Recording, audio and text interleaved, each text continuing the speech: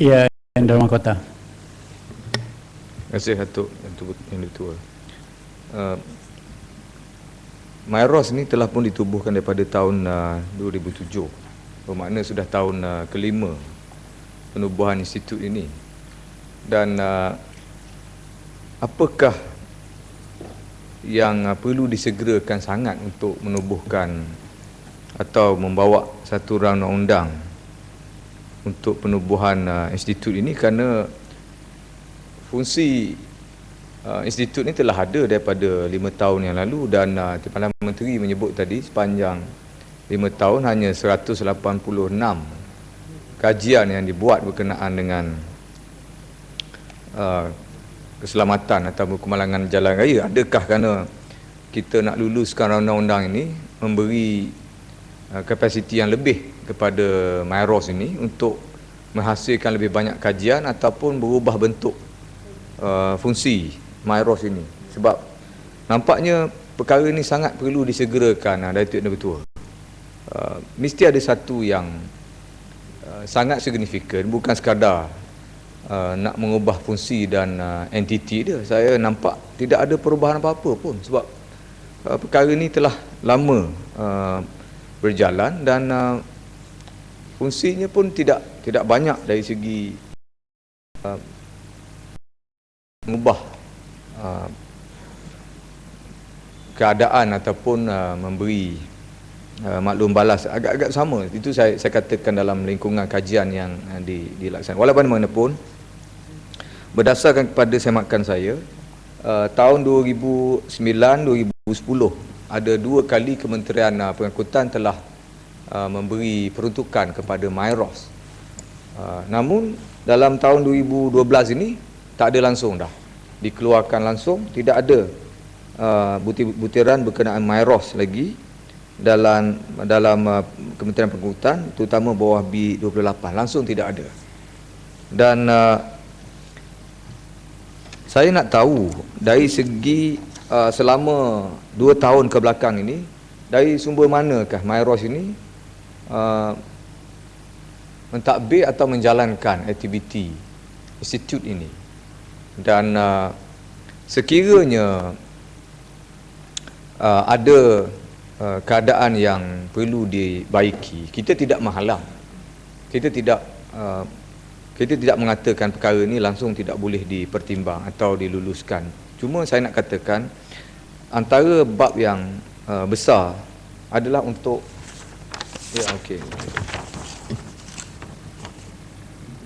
Terima kasih Tuan Speaker dan terima kasih kepada Indra Mahkota.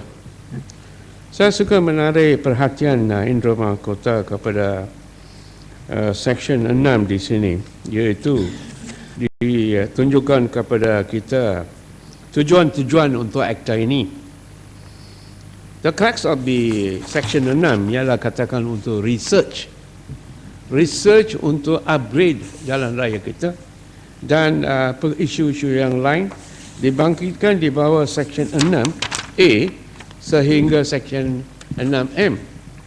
Tetapi saya suka tanya satu soalan kepada Yang Berhormat Indra Mahkota, menarik perhatian Indra Mahkota kepada Section 38. Saya tidak boleh masuk akal di Section 38. Kenapa kita kita buat satu institut untuk research, kenapa kita membagi peluang untuk investment?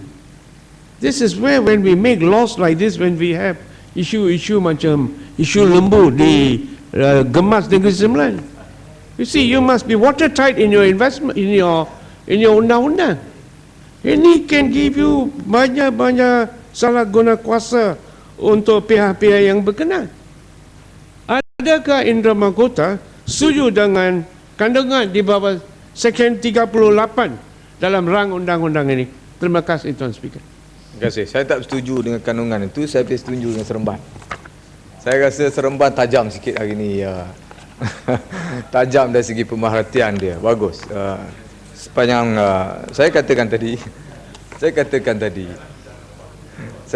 tadi antara tujuan penubuhan ataupun pembentangan rang undang-undang ni nampak gaya tidak lebih daripada tujuan untuk melantik beberapa jawatan-jawatan baru dalam lembaga, dan sudah tentu ini diterangkan oleh Timbalan Menteri tadi, hasrat untuk meluluskan juga rang undang-undang ini kerana rang undang-undang ini memberi kuasa untuk pelantikan jawatan-jawatan dan juga memberi kuasa-kuasa tertentu, termasuk yang Seremban bangkitkan tadi itu untuk tujuan pelaburan dan sebagainya. Ini satu pengamatan yang agak baik, dan saya rasa ini melangkaui daripada fungsi asal MyROS ni.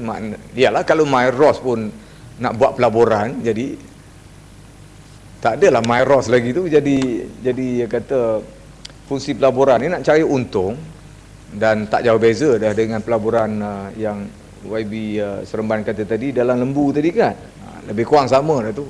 Jadi tidak harus perkara itu berulang. Saya rasa walaupun kita tidak kata atau tidak mensyaki perkara sedemikian, tapi kita boleh elakkan daripada beri sangkaan yang tidak baik. Dan saya kata tadi, Datuk Deputua, peruntukan itu sebenarnya tidak ada dalam 2012 ini, memang tidak ada. Ini bermakna sekiranya rang undang-undang ini tidak diluluskan, maka maknanya institut yang sedia ada MyROS ini jawabnya lingkup lah. Sebab tidak ada peruntukan, mana kementerian tidak bersedia pun memberi atau meminta apa-apa peruntukan di bawah Kementerian Pengangkutan untuk membiayai penyelidikan MyROS ini. Sekiranya rang undang-undang ini tidak diluluskan, saya tak tahu apa nasib kaki tangan yang ada 50 orang lebih pada MyROS ini.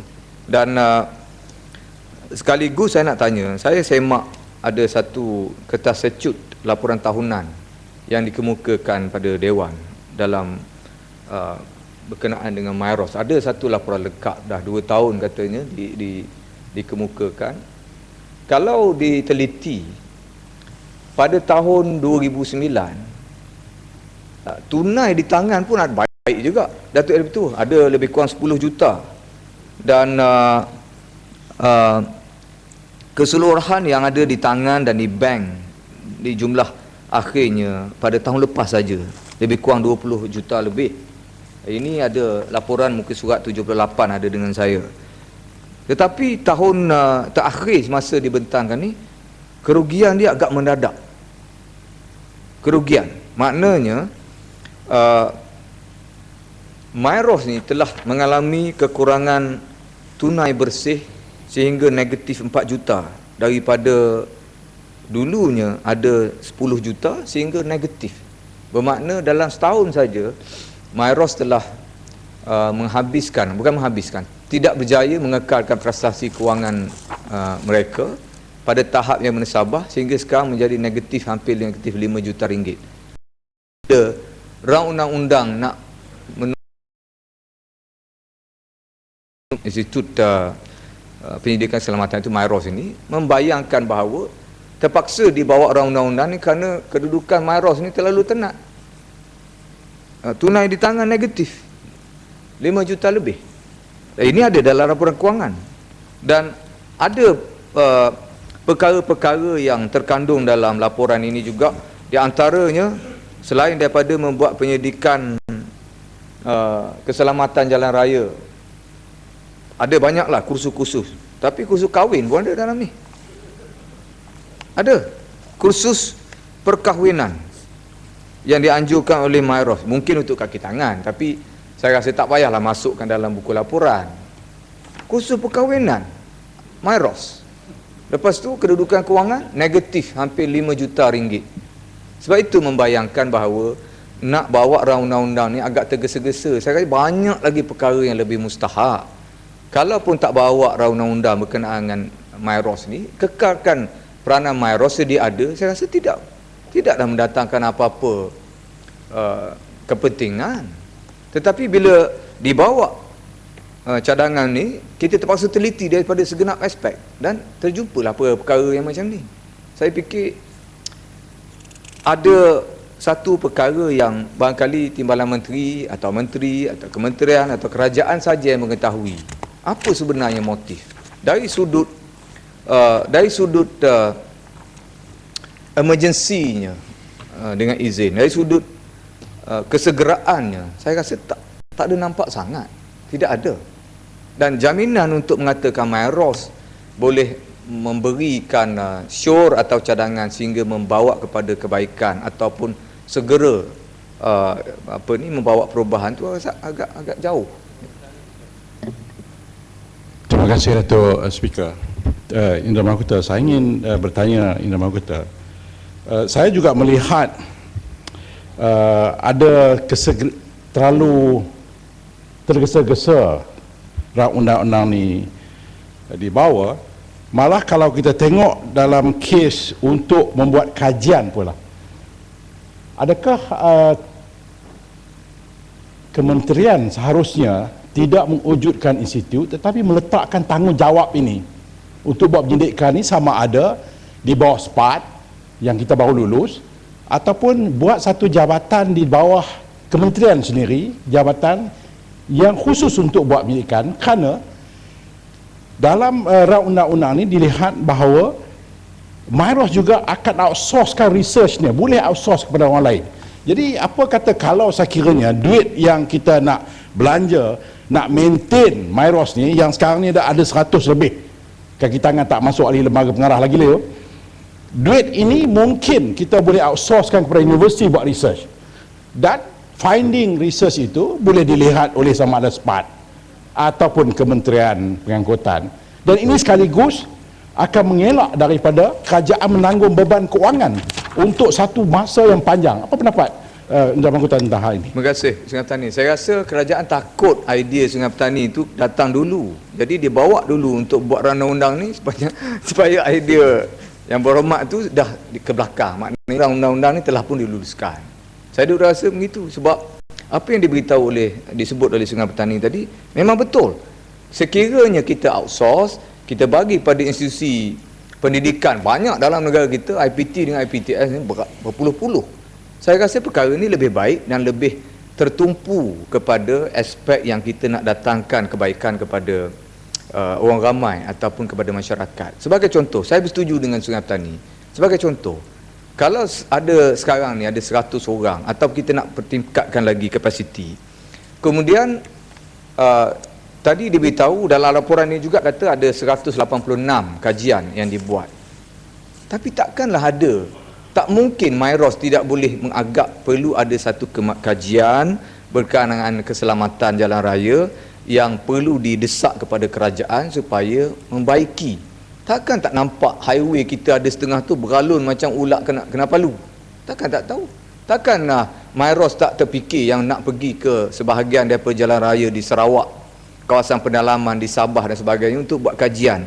Tak payah buat kajian, tengok pun kita tahu. Kalau lalu kat situ, kalau melebihi laju, jawab dia masuk longkang, masuk dalam semak. Sebab keadaan jalan raya yang dikatakan jalan raya itu memang tidak menepati ciri-ciri keselamatan. Tadi rakan daripada Kapit menyebut, kita pun kebetulan kita pernah pergi ke sana. Memang betul dikata Trans Borneo Highway. Sebenarnya bukan highway. 2 carriageway, highway apa kan? Bertembung dengan lori je, tunggu sampai 60 minit, 70 minit, sejam lebih beratur kerana nak melalui dan melepasi. Jadi takkanlah MyROS secara logiknya tak boleh nampak perkara ni perlu disegerakan dalam laporan. Sebenarnya tak payah pergi pun tak apa, minta feedback daripada rakyat, daripada Kapit pun boleh dimasukkan dalam laporan MyROS ini. Itu penting kerana jumlah kemalangan, jumlah ketidakselesaan dan sebagainya meningkat, terutama dalam musim perayaan. Ini diketahui secara umum, tidak perlu ada kajian pun. Tidak perlu ada kajian. Tengok statistik laporan kemalangan jalan raya oleh Polis Diraja Malaysia bahagian trafik, kita sudah tahu peningkatan dia 15%, 20%. Di jalan bandaran sekian, di jalan lebuh raya sekian, di jalan jalan negeri sekian. Ini saya rasa 186 kajian ini, saya pun tak tahu bentuk macam mana. Barangkali Menteri boleh beritahu apakah sebenarnya beza di antara laporan biasa dengan laporan dikemukakan oleh MyROS yang kata 186. Dan Sungai Petani memberi cadangan tadi, memberikan pandangan bahawa Adakah kita semata-mata nak tunjukkan kita ni menepati standard macam standard tertentu, standard antarabangsa ke? Yang kita ni ada satu institut yang perlu diperbadankan, ada dengan ahli lembaga pengarahnya tertentu, dengan kuasanya, dengan pelindungan undang-undangnya, dengan kekebalannya, dengan fungsi organisasinya, kerana nak memenuhi kehendak ataupun standard antarabangsa. Kita kata kita ada NCAP, kita ada MyVet, kerana ni semua nak memenuhi standard antarabangsa. Tapi apa yang berlaku secara realitinya di jalan raya? Kemalangan pun begitu juga, keselesaan pemanduan begitu juga, road safety standard dengan izin begitu juga, dan yang mustahak teguran untuk segera membaiki laluan atau jaluran atau kemudahan secara fizikal nampak gaya tidak juga diendahkan. Saya tadi sebut pada Timbalan Menteri Kerja Raya. Saya sebut dan saya rasa beliau seorang yang sangat memahami dan sangat meneliti tentang perkara ni. Juga berasa sedih. Keadaan jalan raya di kebanyakan 80% laluan-laluan utama tolak saja lebuh raya. Semuanya keadaan dan terdesak sekarang untuk dipertingkatkan mutu dia kerana sumber kewangan, katanya sumber kewangan kerajaan telah pun tidak mencukupi dan sebagainya, kenaikan kos. Indra Mughadha sikit, sama sikit. Terima kasih Indra Mughadha, terima kasih Tuan Speaker. Saya juga menyokong apa yang disebut oleh Indra Mughadha. Antara lain, Institut Pendidikan ini bermula 3 Januari 2007. Sudah tentulah memenuhi 186 kajian dibuat dalam tempoh 5 tahun. Cumanya kita tanya kementerian, Indra Mughadha, berapa banyak kajian ini telah diterima pakai oleh kementerian? Sebab antara lain saya dapat jawapan hari ini daripada kawasan saya ni, Gurun ke Jeniang. Jalan pengaduan yang kita dah buat seringkali dalam parlimen ni untuk pengetahuan Yang Berhormat Indra Mughadha, akhirnya kementerian hanya mampu ambil tindakan kat kontraktor ya. Apakah lebuh raya ini langsung telah pun dibuat kajian oleh MyROS, kemudian didiam begitu saja.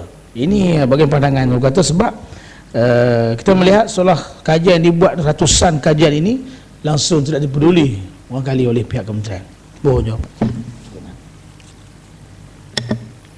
Barangkali kelemahan tu mungkin digunakan untuk kementerian, rasa perlu diperbadankan kerana suara mereka tidak didengari, barangkali laporan mereka tu ditolak ke tepi.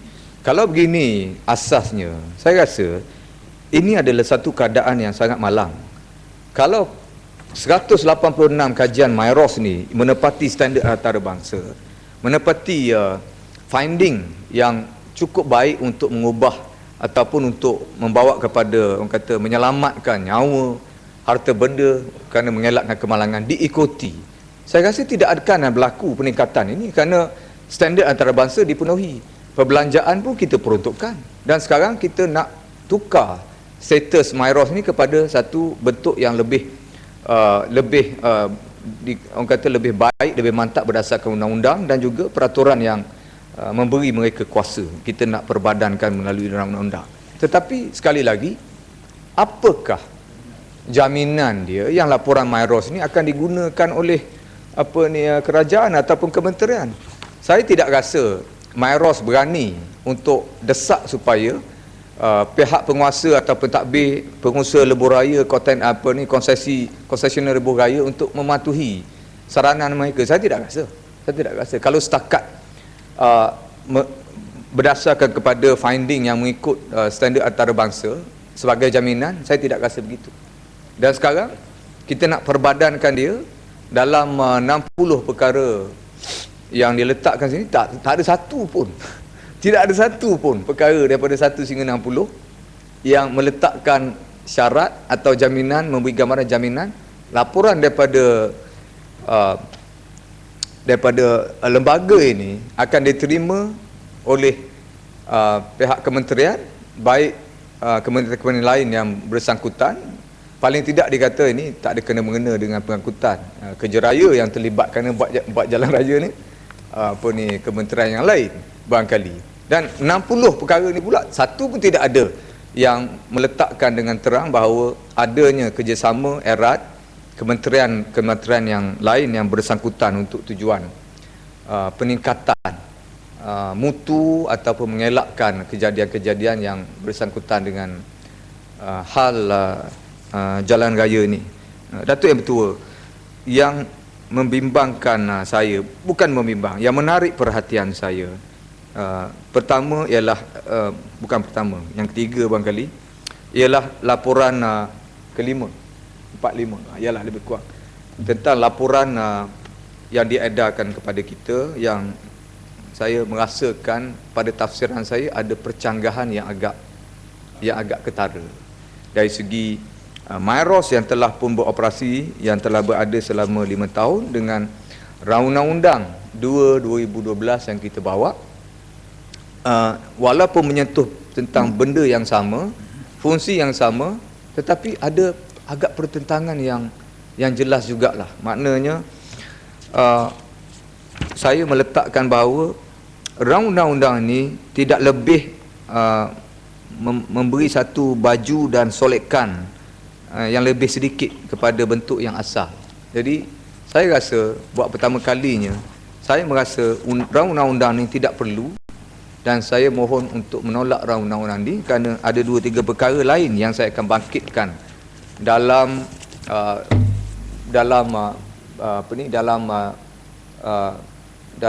peringkat jawatan kuasa, kerana saya telah meneliti ada beberapa perkara yang mustahak.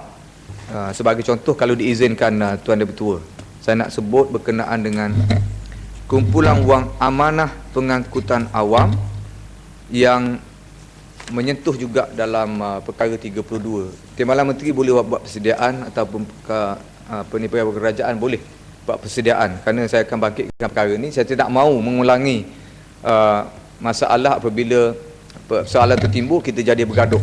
Niat kita bukan untuk menimbulkan pertengkaran di sini, tapi saya rasa boleh buat persediaan dulu untuk cari maklumat berkenaan dengan kumpulan wang amanah pengangkutan awam yang ada dalam peruntukan belanjawan setiap tahun, Datuk Yang Bertuah, yang jumlah keseluruhannya 1.119 bilion, yang sekarang tinggal, yang terakhir ni tinggal 839.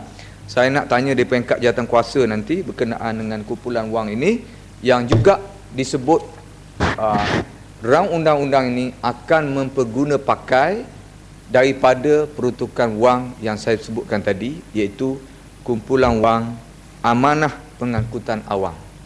Terima kasih, Datuk Yang Bertuah.